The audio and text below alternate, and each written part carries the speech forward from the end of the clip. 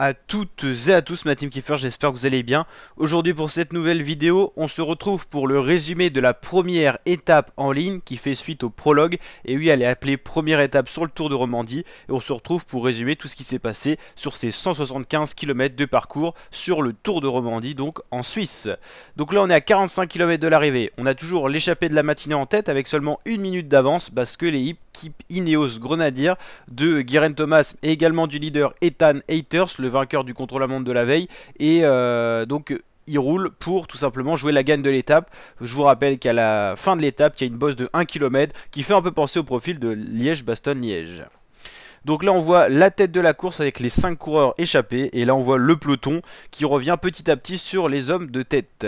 Voici les hommes de tête notamment avec l'équipe suisse représentée à l'avant, l'équipe Intermarché aussi, l'équipe Cofidis, les coureurs déjà 3 de l'échappée qui se font reprendre, un DSM, un de l'équipe suisse et un Intermarché. Et deux ont décidé de forcer un peu le destin en continuant à rouler, mais ils vont se faire reprendre également à leur tour par le peloton. À 26 km de l'arrivée, on n'a plus d'échappée et c'est toujours les Ineos Grenadiers qui roulent. On voit certaines écuries comme la Jumbo-Visma, la Bahreïn ou encore la DSM se replacer à l'avant pour replacer leurs favoris. On voit également le champion de France Rémi Cavagna. On voit des De Sunning Quick-Step, des Astana, des UAE aux avant-postes. On est à 15 km de l'arrivée et là survient une grosse chute qui va couper encore une fois le peloton. Ça ressemble un petit peu à ce qui s'est passé à Liège-Bastogne-Liège mais en moins grave. On n'a pas de gros blessés normalement à détecter. Des coureurs qui sont quand même allés loin hein, dans le décor, dans le champ et tout ça. Ethan Hayters, le leader de la course qui vient de tomber. Il va donc perdre son maillot à l'issue de cette étape. Lui qui a mis très longtemps à repartir mais qui est reparti quand même. À signaler que normalement tous les coureurs sont repartis et on a retrouvé seulement à la place de 137 coureurs une cinquantaine à l'avant qui n'ont pas été victimes de la chute. Là on voit le leader de la course repartir mais très loin derrière le peloton. On voit la Jumbo qui prend à son tour l'avant-garde du peloton en route. Et c'est Rémi Cavagna, le champion de France, qui lance son attaque à 5 km de l'arrivée.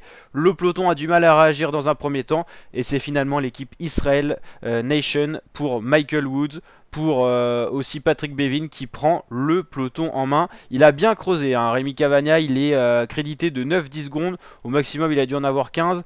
Mais déjà à 3 km de l'arrivée, ça bute un peu. Et Rémi Cavagna, à 2 km de l'arrivée, se fait reprendre par le peloton qui roule. C'est les UAE Emirates qui prennent le peloton en main. Le virage à gauche et nous voilà dans l'ascension finale. Et dès le début de l'ascension, c'est un UAE. Brandon McNulty qui attaque, suivi de Juan Denis et Dylan Tuns. C'est Juan Denis qui est le plus fort dans la première partie de la bosse. Lui qui devient à peu près puncher. Mais attention, Dylan Tuns qui est pas loin. Il est pas loin. Et même Dylan Tuns va réussir à doubler Juan Denis sur la ligne. Donc Dylan Tuns gagne l'étape. Juan Denis fait 2 et va prendre le maillot de leader au général, le maillot vert. Et Brandon McNulty fait 3. Vlasov 4. A souligné que ça doit être Luis Menches. Mais on va aller vérifier tout ça dans les classements pour la 5e place. On retrouve donc Juan Denis, alors non, Dylan Tuns, donc le top 10 de l'étape du jour. Tuns, Denis, non c'est Mark Hirschi, c'est Vlasov, c'est Quinton Herman, c'est non le coureur que j'ai dit, Luis Menches. Ben O'Connor fait 6, Caruso fait 7, Ayuso fait 8, Kraft fait 9, 10, Mauro Schmidt. A noter que Thibaut Pinot pour les Français a été pris dans la chute, donc retardé, il va s'en suivre des conséquences au général, on va suivre tout ça.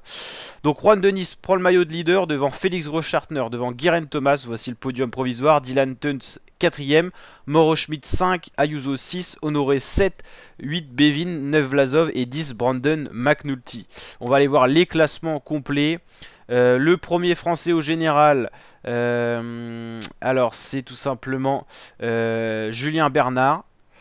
Ok, on va redescendre un petit peu pour voir tout ça. C'est bien parce qu'il y a même les évolutions par rapport à la dernière étape. Quand Apache remonte un peu, on va aller voir justement ceux qui ont été pris dans la chute, où ils sont arrivés. Notamment par exemple Thibaut Pinot, 2 minutes, hein, il repère du temps Thibaut. C'est très mal parti encore une fois. Et au niveau des leaders qui ont été retardés, on va checker ça. Maximilian Charman qui a perdu du temps aussi sur chute. Patrick Conrad, Chris Froome qui a dû être pris dans la chute également. Bon après c'est plus vraiment un leader maintenant.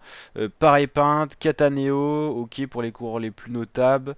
Bob Jungels, Rigoberto Urán qui a perdu le Tour de Romandie Romandie aujourd'hui. Yon Izagirre pour la Cofidis qui avait l'air en forme en plus, mais il a été pris gravement dans la chute lui. Ok. Ok.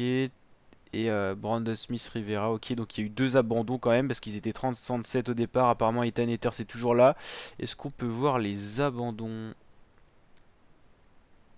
Le classement par points, c'est-à-dire le meilleur sprinter, c'est Juan Denis pour l'instant. Classement de la montagne, c'est Thomas Champion qui était dans l'échappée aujourd'hui.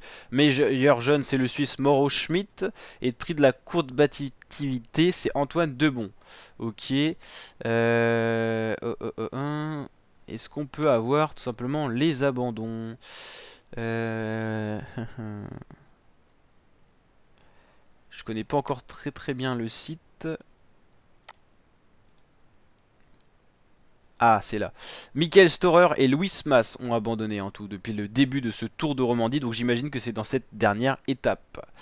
Donc voilà. Et la deuxième étape qu'on suivra demain. Donc oui, c'est bien la deuxième étape qui sera en réalité la troisième. Ça serait une étape vallonnée, mais peut-être quand même plus pour les sprinteurs ou peut-être une échappée qui ira au bout. Il faudra attendre l'étape 3 pour voir vraiment peut-être les grimpeurs s'exprimer, surtout la 4 et la 5. Ça sera un contre-la-montre finale. Surtout l'étape 4 de samedi, l'étape clé. On suit bien sûr le Tour de Romandie sur la chaîne. Donc n'hésitez pas à nous rejoindre en vous abonnant, en activant la cloche. Et la team, je vous dis à très bientôt pour de nouvelles vidéos. Ciao, ciao.